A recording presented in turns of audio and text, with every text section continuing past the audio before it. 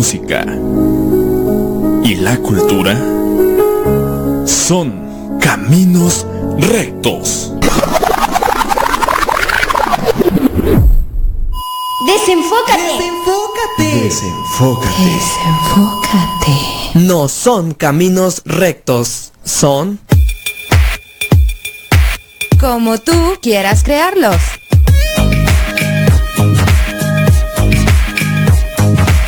Esto es Desenfoque. Un programa donde, acompañados por grandes artistas, Desenfocaremos la realidad.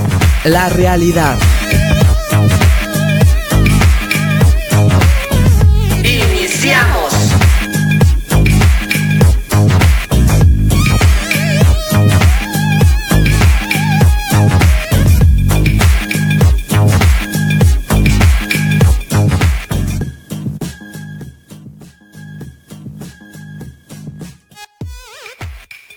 radioescuchas y escuchas que nos ven a través de nuestras redes sociales. Estamos en su nueva edición, nuevo programa, en su otro programa de Desenfoque.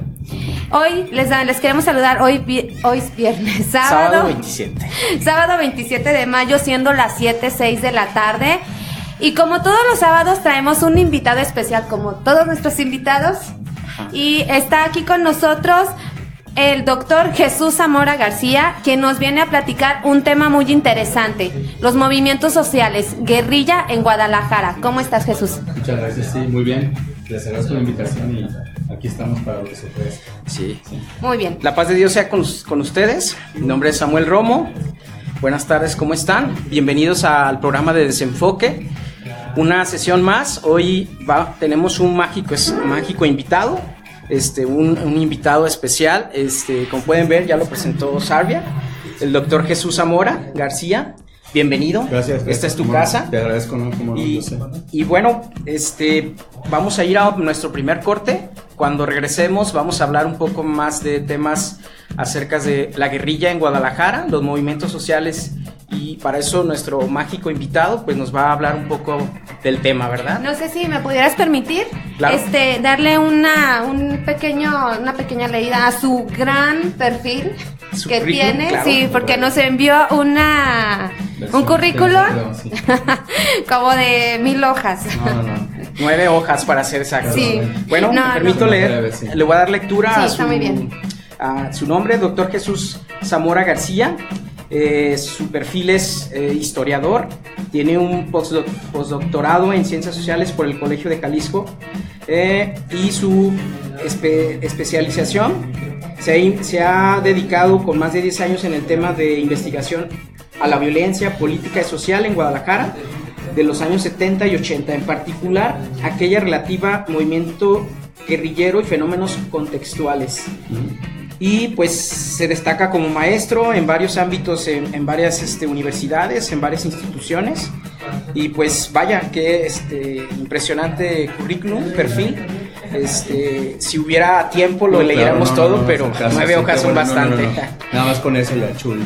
Chuy. Y Bienvenido, ha publicado, Chuy. Gracias, te agradezco. ha publicado 3, 6, 8 libros, hasta ahorita 9 libros, Chuy. Sí, más o menos. Bueno, Chuy ha publicado 9 libros: Ciudad de Fuego, La guerrilla de Oblatos, Letras históricas, Violencia y sociedad, La penal de Oblatos, Voces de Fuego, entre otros.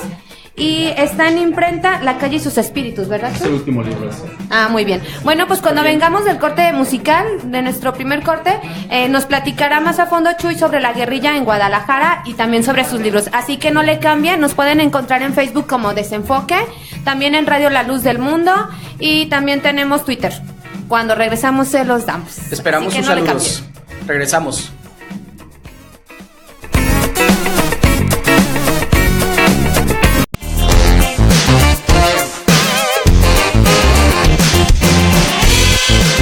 Estás en tu programa Desenfoque. Continuamos.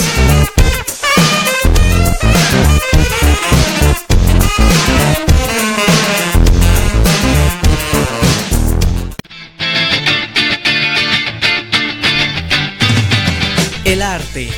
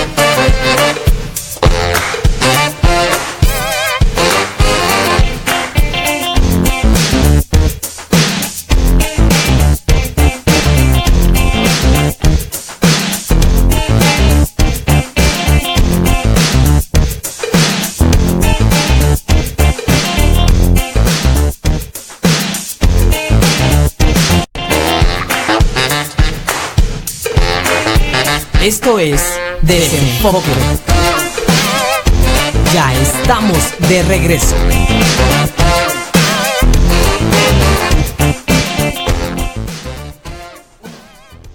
Bueno, pues estamos de regreso, desenfocados. Como les mencionamos al inicio del programa, tenemos un mágico invitado.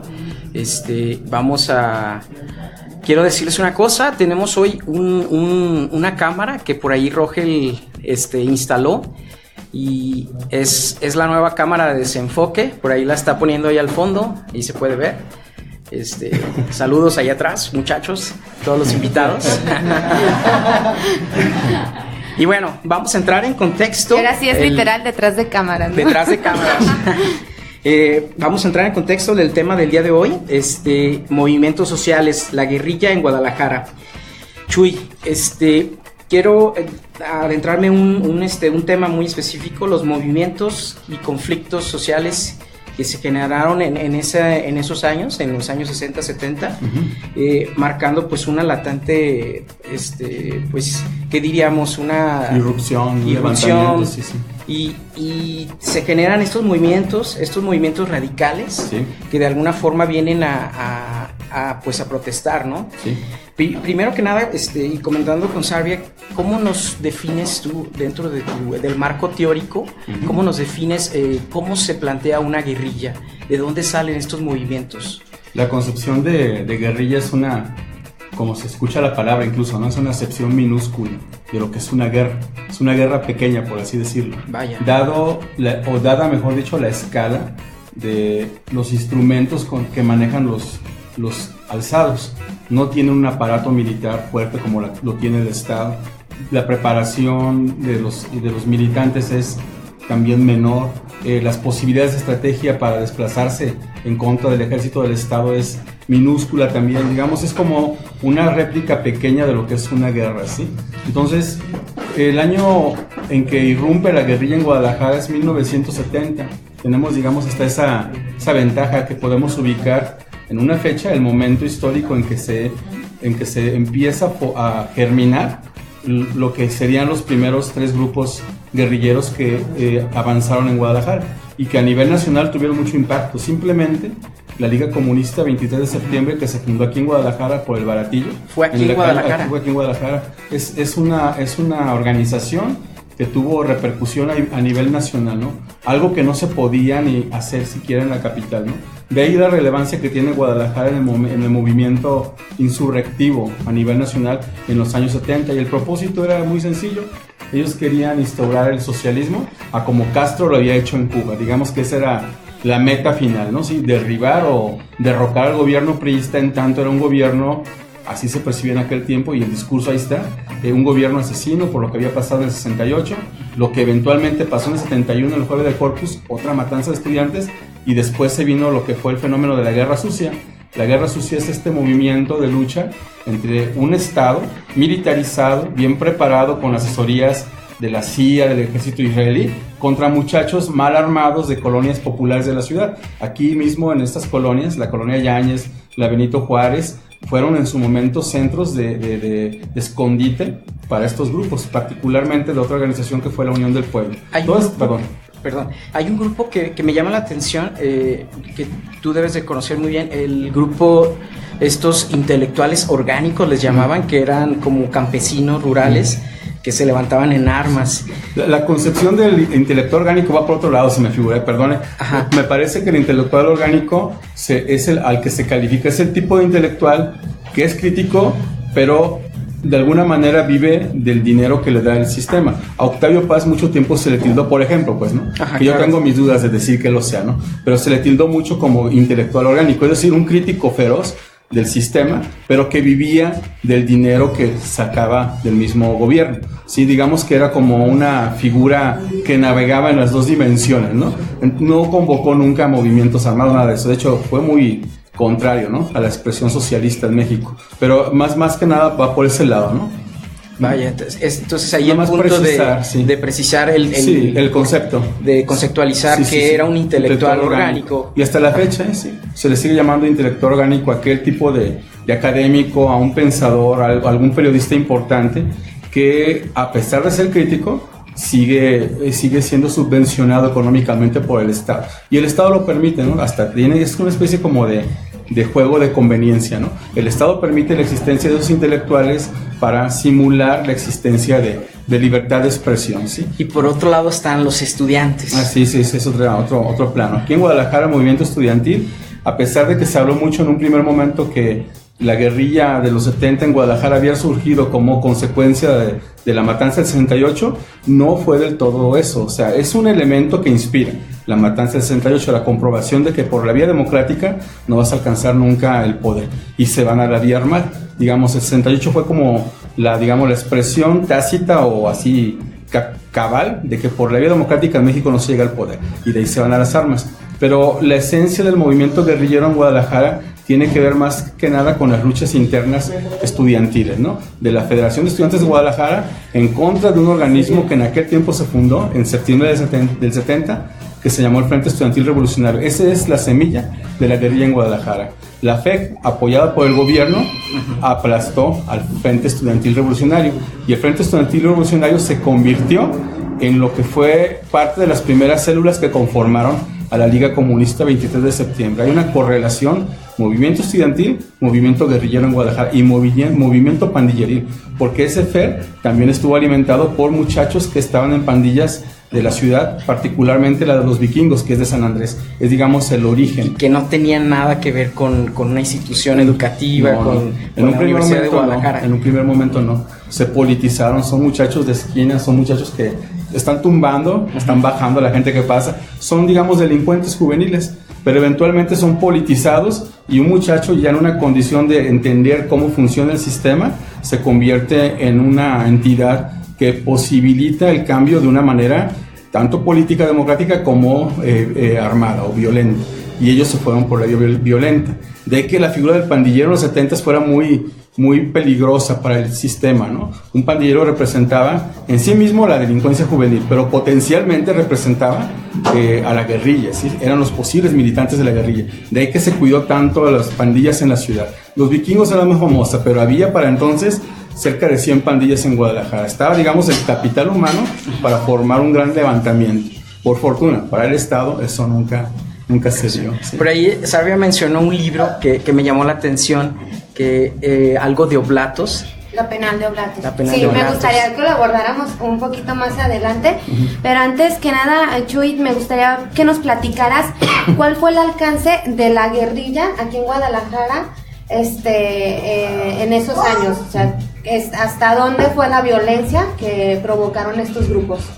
Fue los logros, si lo podemos platicar así o decir, son muy limitados. No hubo logros así a gran escala. La idea en el imaginario revolucionario de los guerrilleros de los 70, el ideal era derrocar al gobierno, instaurar el socialismo e iniciar una nueva etapa histórica, ¿no? Como Castro llegando a Cuba, así se imaginaban, a La Habana, ¿no? Y quitando a Batista, ellos instaurando el socialismo. Bueno, ese era el plan. La realidad es que el Estado mexicano es muy poderoso, ¿no? De antes y a hoy, ¿no?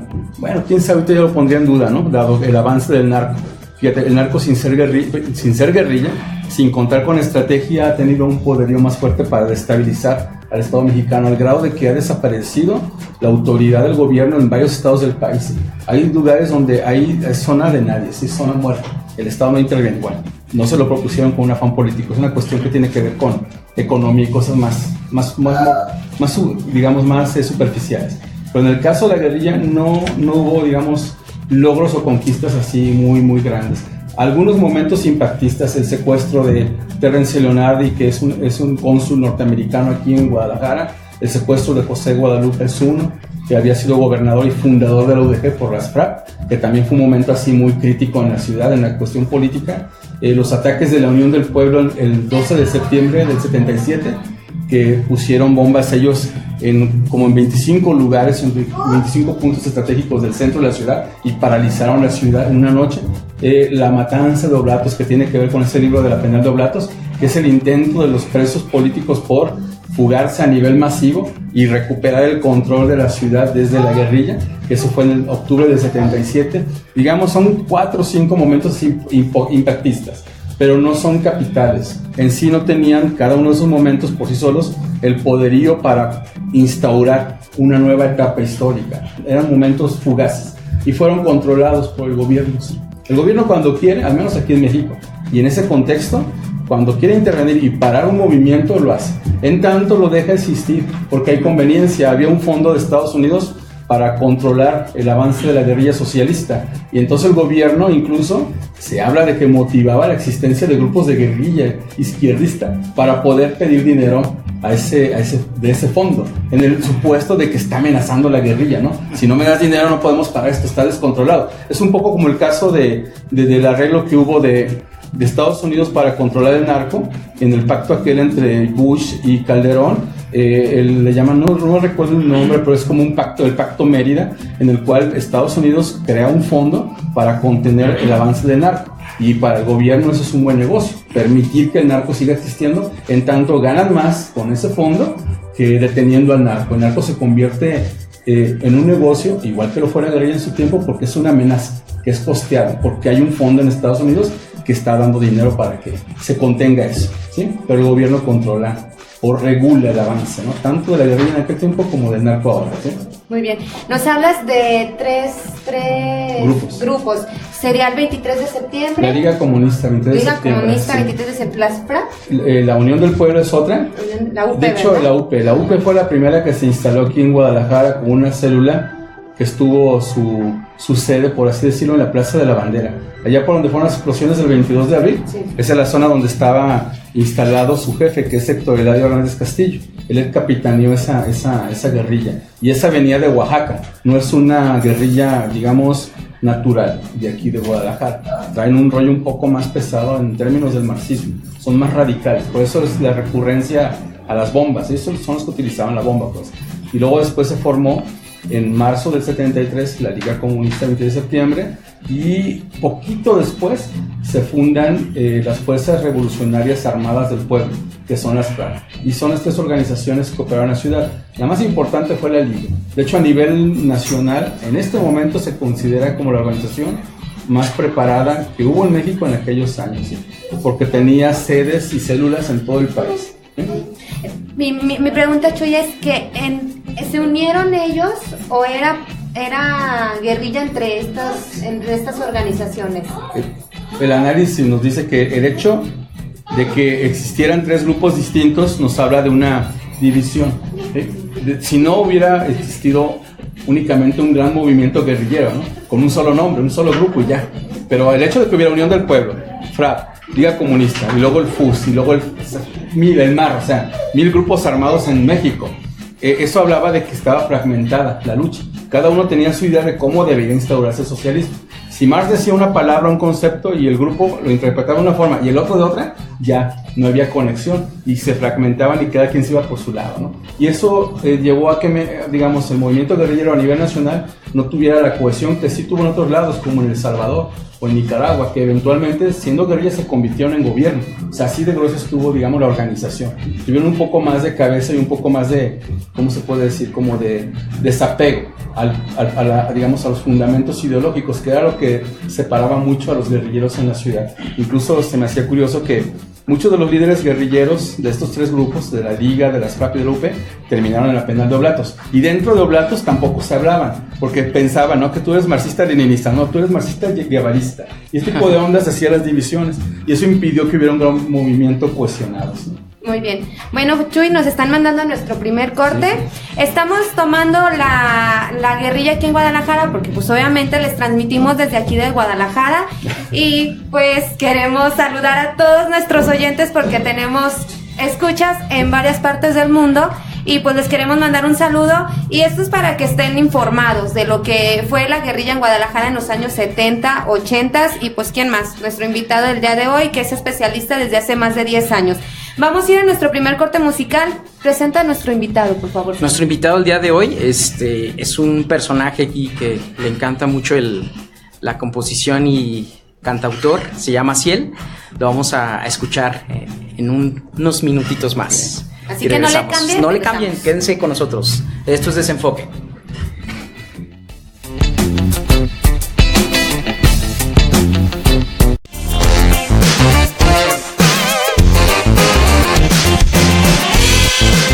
Estás en tu programa Desenfoque. Continuamos.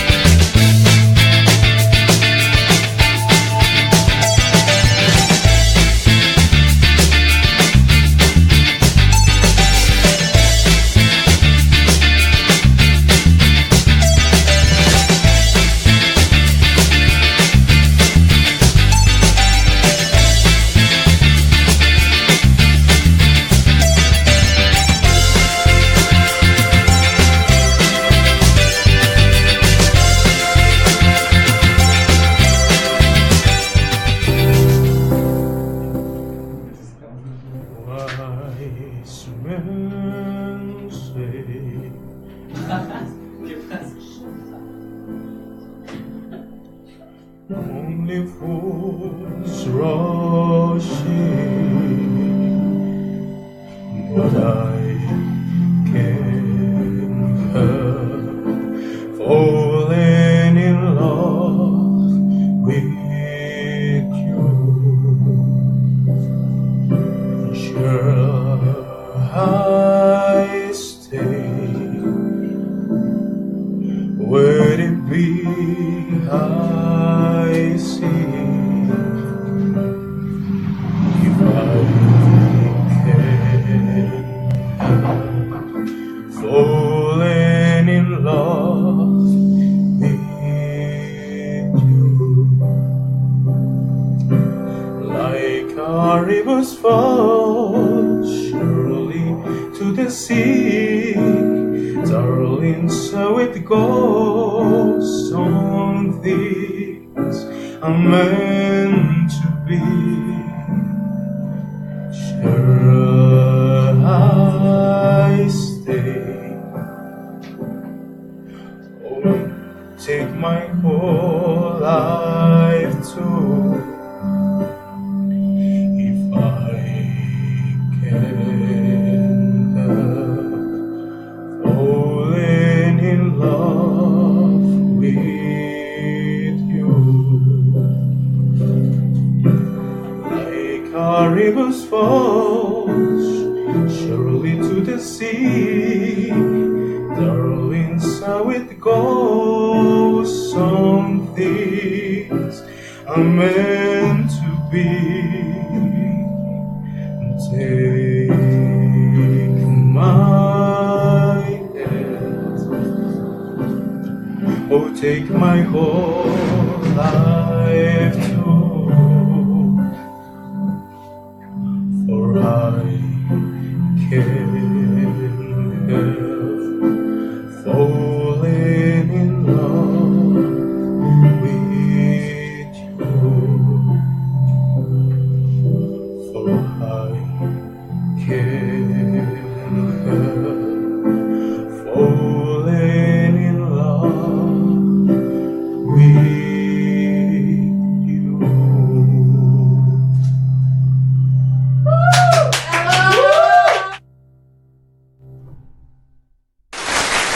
¿Qué tal? Les habla su amigo Has.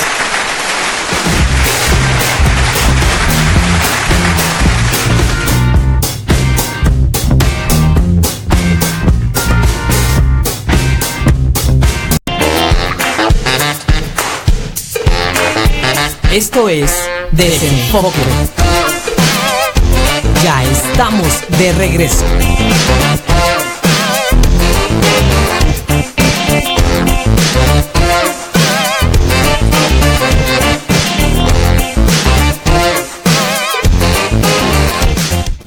Escucha de lunes a viernes de 9 a 10 de la noche un programa con sentido fraterno.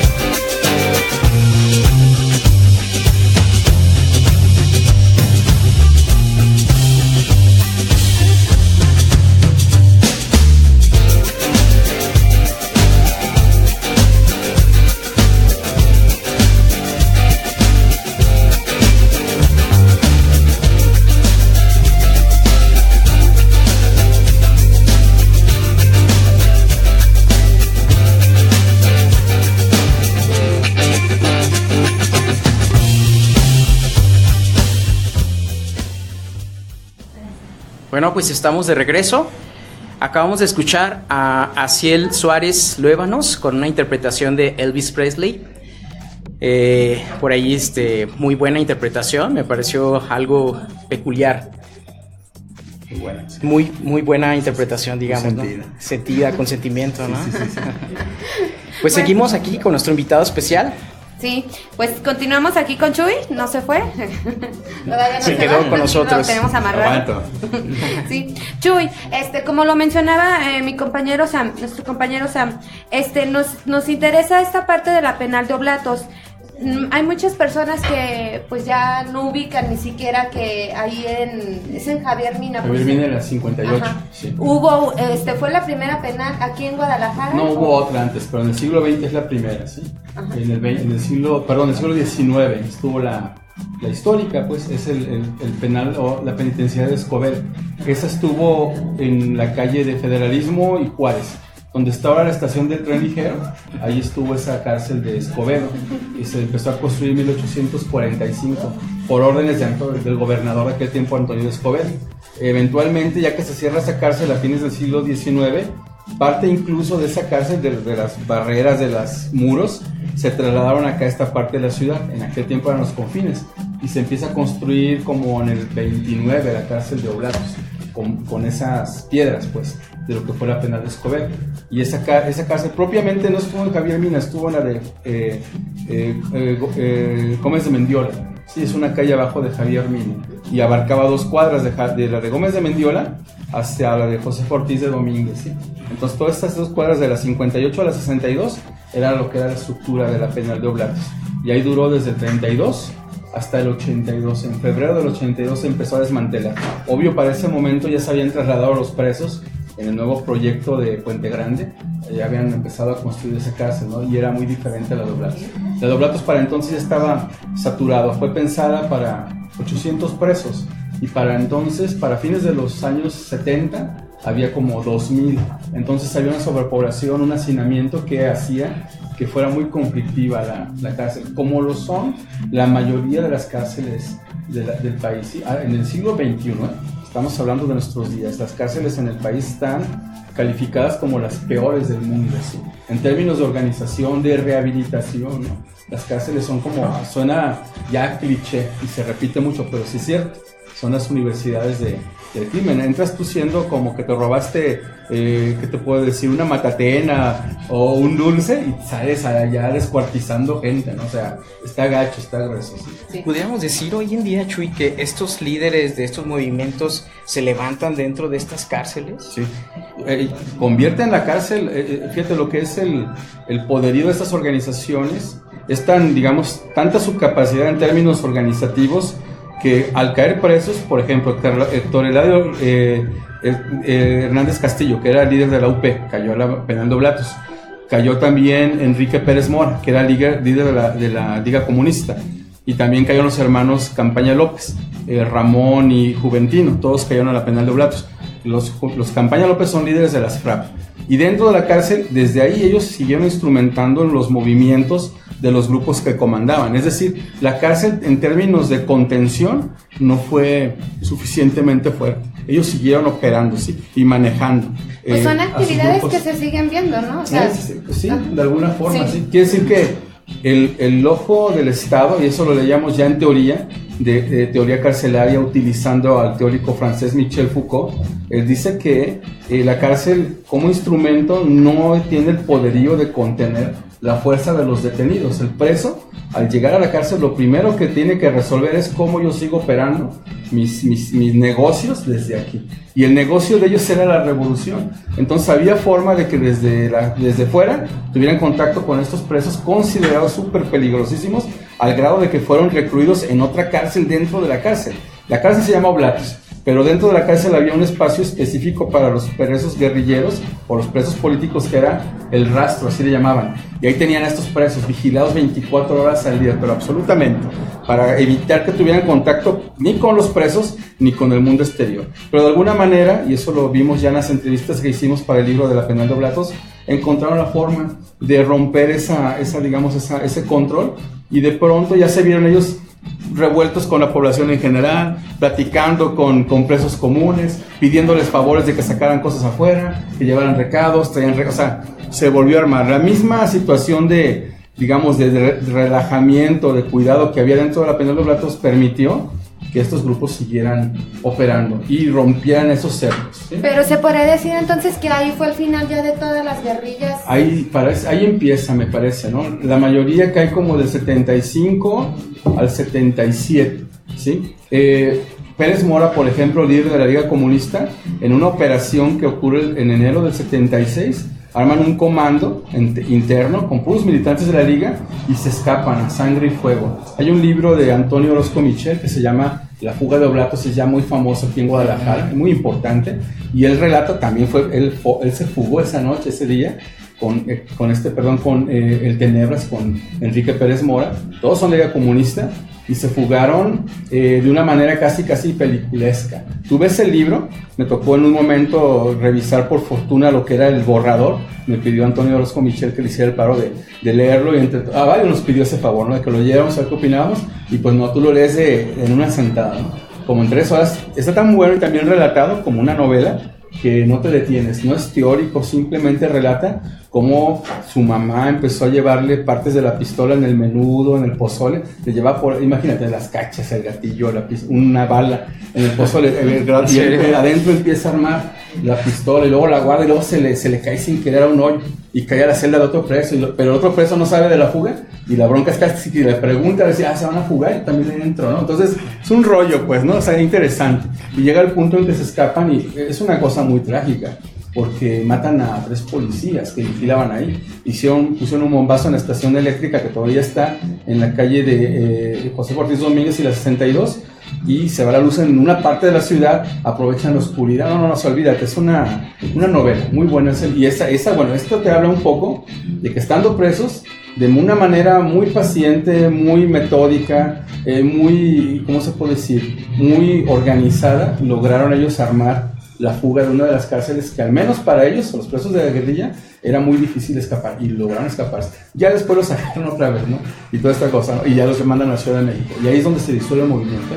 Después de esa detención, caen otras ciudades, y eventualmente dentro de Oblatos, en octubre del 77, se organiza un gran motín donde las autoridades de la cárcel dan la orden a otro grupo que son de presos comunes llamados los Chacales, de que maten a los guerrilleros. Pero los guerrilleros, en el ínter de la bronca, logran poner a su lado a la masa, a la población en general, y entre todos matan a los Chacales, matan como a 17 personas ahí, los queman vivos, una cosa atroz. Y los guerrilleros entonces ahora sí son llevados a Santa Marta, Catitla, a cárceles aquí del estado, y los dispersan, y técnicamente, a mi parecer, ahí termina la guerrilla, ya cuando disuelven las jefaturas de la guerrilla en otras cárceles del país y de la ciudad. ¿Sí? Chuy, me llama la atención esta parte cuando dijiste que la cárcel estaba pensada para 800 personas y hay una sobrepoblación. También conocida como el rastro porque ahí mataban animales, ¿no? A un lado de... Sí. Y después usan, ¿no? El rastro como cárcel. Como cárcel, lo reconstruyen. Es que es el lugar del rastro, así le conocían de antiguo, ¿no? Porque la cárcel hay que pensarla como un pequeño pueblito, ¿no? Le llamaban incluso en su origen, tú ves el título del mapa de lo que es la penal. No sé si tengas el libro, pero ahí en el libro presentamos los mapas. El primero que se hizo pensado para la penal, que después no quedó porque era muy grande, luego ya lo recortaron, y en ese mapa sí aparece el teatro, aparece el cine, aparece un lugar que se llama, muy raro, se llama Privilegiados, que son celdas, o sea, así abiertamente para la gente de dinero, ¿no? Este rollo de la democratización del castigo no existe en México, ¿no? Si tienes dinero, y se ve hasta nuestros días, ¿no? Tienes una mejor celda, tienes acceso inclusive hasta el mundo exterior, ¿no? Lo que quieras, drogas, vino, todo lo que quieras. Si eres un preso común y corriente, te toca dormir en el pasillo. Había un problema en los 70 muy común en presos de Oblatos, que era no sé qué tipo de enfermedad cutánea, que te salían granos en la cara, pero gacho, porque era tanto el calor que los presos se pegaban a los barrotes, así me cuentan ellos, ¿no? Pero se pegaban a los barrotes y estaban muchos oxidados, y con el sudor yo sé que tanto se infectaban, pero ellos necesitaban estar tomando un poco de aclimatarse, ¿no? Con los barrotes, y terminaban enfermos de la cara con granos, dicen, bien grandes, ¿no? O sea, entonces ese es más o menos el escenario. Las ratas pasaban arriba de ellos, o sea, Cosas muy gachas, ¿no? Sí, de terror. ¿Y qué pasaba con la sociedad de esa década? Yo creo a la hora de fugarse estos líderes en las cárceles, yo creo que sí había cierto temor y cierto empuje hacia el gobierno. Pues como ahora, ¿no? Bueno, en aquel momento la imagen del preso, o más bien del guerrillero, formada en los medios de comunicación era de delincuente, ¿no? Todo lo que era nota de guerrilla aparecía en las páginas policíacas y eran promovidos socialmente desde la comunicación como delincuentes comunes. Secuestraban, pues, mataban, ejecutaban. En el argot o en el vocabulario interno de la guerrilla, los términos cambian, ¿no? Yo me recuerdo cuando recién empezamos a hacer investigación, Rodolfo Gamiño iba conmigo, también me recuerdo en sus primeros días, con quien hice el libro de los vikingos. Llegamos y preguntamos, ¿ustedes mataron a fulano? ¿No? Y nos decían, no matamos, ajusticiamos, ¿sí? Es otro término, ¿no?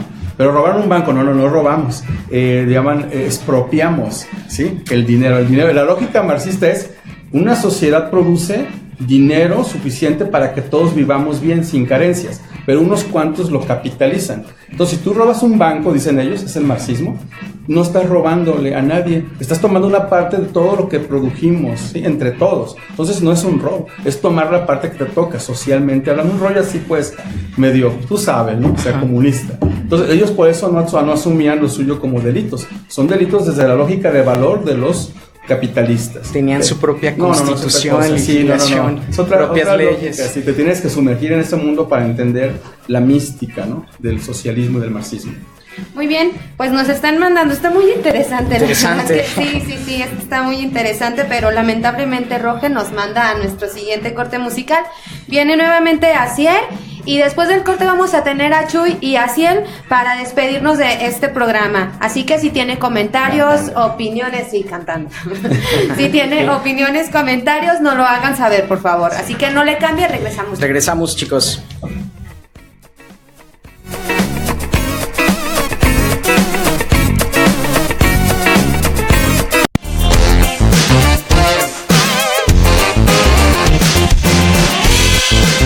Estás en tu programa Desenfoque. Continuamos.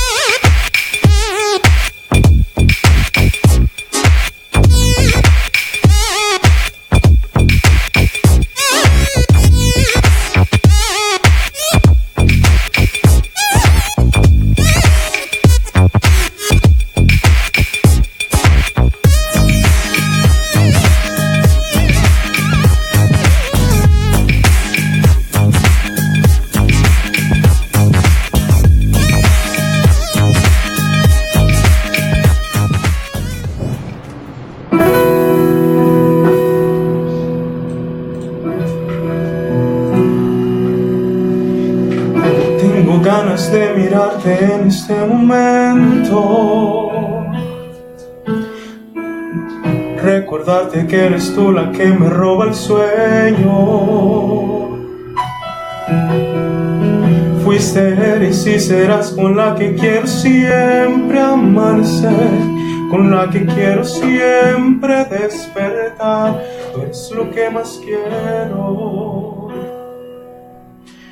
Me gusta escuchar cuando me hablas, cuando tu sonrisa ilumina tu cara, se asoma el deseo y en ese momento te quiero besar. Porque la verdad es que me tienes tan enamorado, soy tan feliz de tenerte a mi lado, solo con verte suspirar. Eres lo mejor que me ha pasado, por Dios te lo juro. Solo en tus brazos me siento seguro, y con el tiempo nada va a cambiar, porque con tu amor toda la vida me quiero quedar.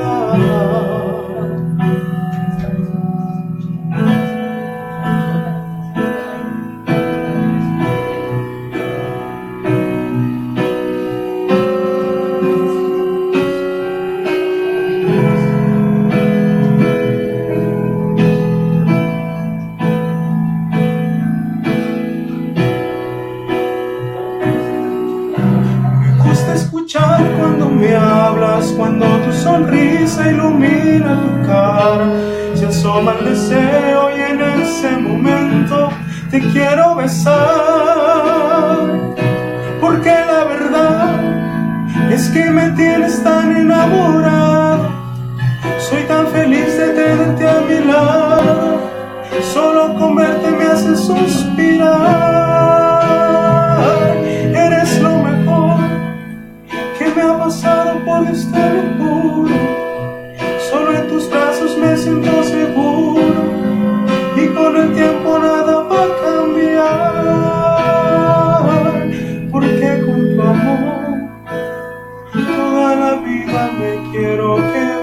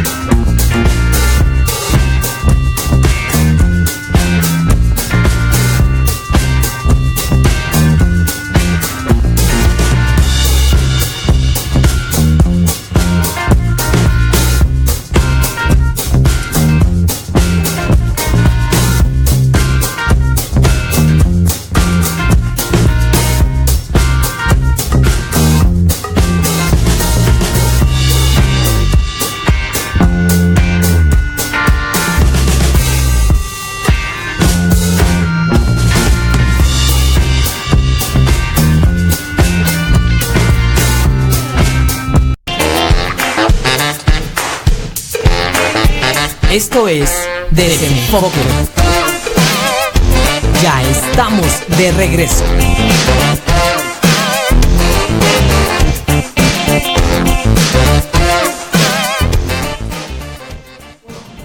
Qué bueno que continúan con nosotros. Lamentablemente ya nos queda muy poco tiempo.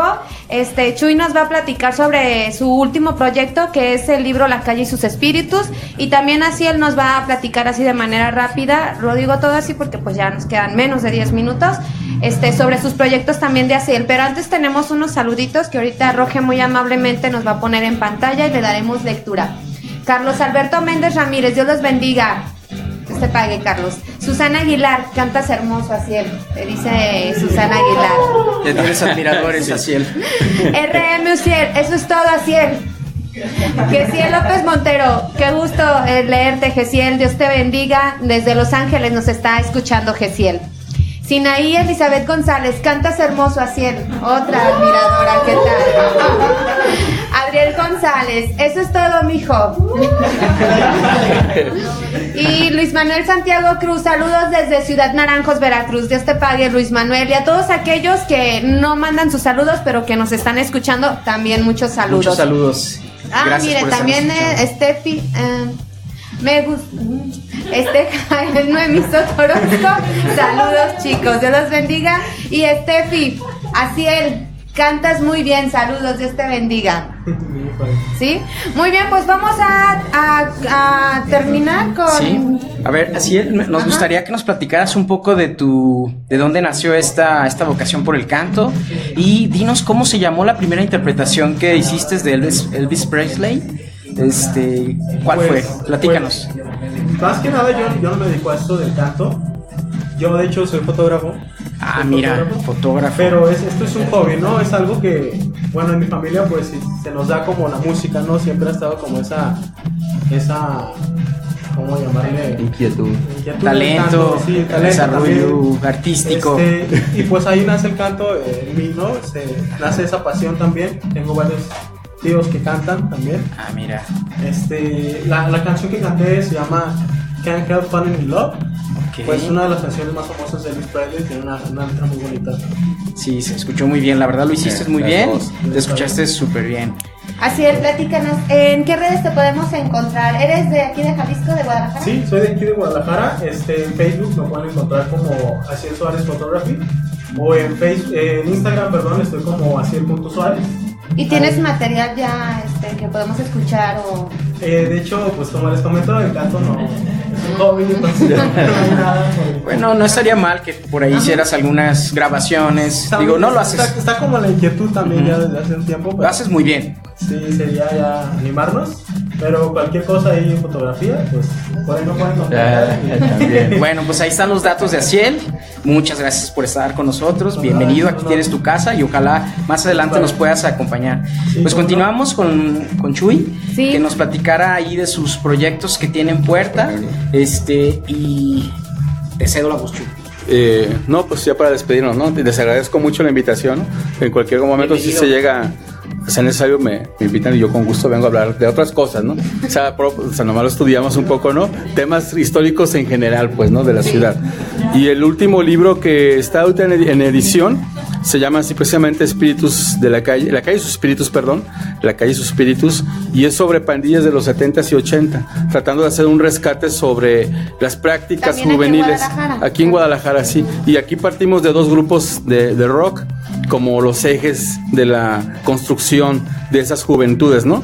Es Toncho Pilatos por un lado, que generó el movimiento de los tonchos o los toncheros, y La Solemnidad, que generó el movimiento de los soleros. Entonces tratar de estudiar esas dos comunidades, como en una época donde el rock estaba vetado luego de Avándaro, lograron ellos generar sus propios espacios con los casinos, sus propias formas de ser, de representarse, de organizarse, y es un poco como comprobar que el peso de la proscripción al rock luego de Avándaro no tuvo efecto, al menos aquí en Guadalajara. Es como desdecir ese mito, ¿no? De que Avándaro, o después de Avándaro, el gobierno tuvo el poder suficiente para impedir que la juventud se manifestara. Eso no es cierto. Es un mito incluso que los mismos rockeros de pronto repiten, ¿no? Y es un poco de desacralizar ese poder del Estado. El Estado no opera de manera sólida, sino fragmentaria. Y tampoco la juventud es sometida en términos totales, ¿sí? Sino que se manifiesta de muchas maneras, no únicamente la violenta, ¿no? En este caso es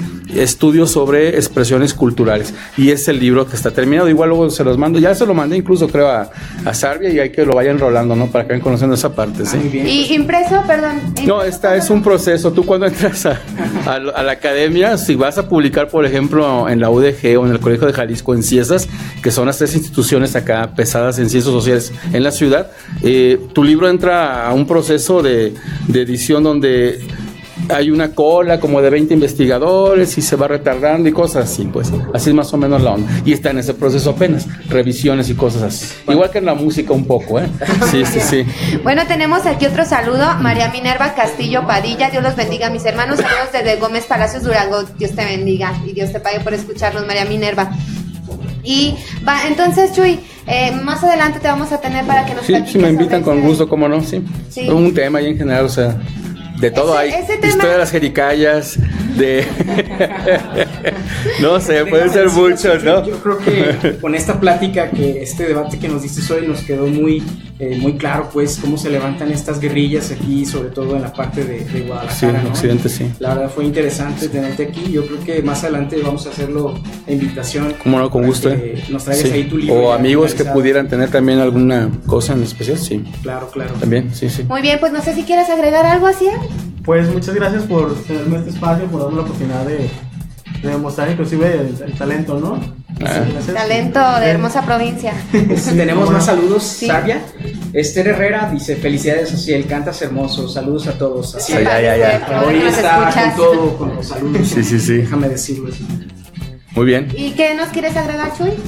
Pues no más ya, gracias otra vez, ¿no? Saludos y gracias a ustedes, ¿no? Y también saludo a Gustavo por acompañarme, ¿no? Viendo el Colegio Cervantes Costa Rica, es amigo, ¿no? Buena Muy bien. Onda. Pues sí. Chuy también es catedrático de la Universidad Samán de Jalisco. Sí, ahí doy clases es también de de ahí eso. que es el Lo conocemos y pues al ver su conocimiento precisamente especializado aquí en Guadalajara y como dice él, de todo, entonces es por eso la invitación. Tampoco es una broma, eso es de todólogo, no.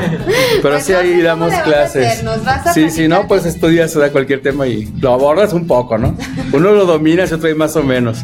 Pero sí, bien. con gusto, cómo no. Muy bien, Elizabeth Maciel nos manda saludos, ya serían los últimos saludos. Dios les pague a todos por habernos escuchado. Estamos aquí en su programa Desenfoque, nos despedimos agradeciéndoles que nos hayan escuchado. Dios les pague, Dios los bendiga. Sam. Sí, Dios les pague, Dios les bendiga. Gracias a todos por habernos acompañado hoy y los esperamos el próximo sábado a la misma hora. Y esto es Desenfocados, proyecciones del pensamiento. Dios los Dios les bendiga. bendiga. Adiós.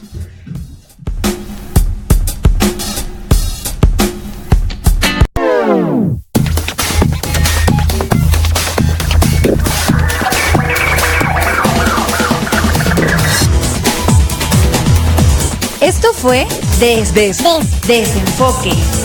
Acompáñanos el próximo sábado en punto de las 7 de la noche. Con nuevos temas, nuevos artistas. Y recuerda, el arte no es un espejo para reflejar la realidad, Sino un martillo para darle forma. Hasta la próxima. Hasta la próxima.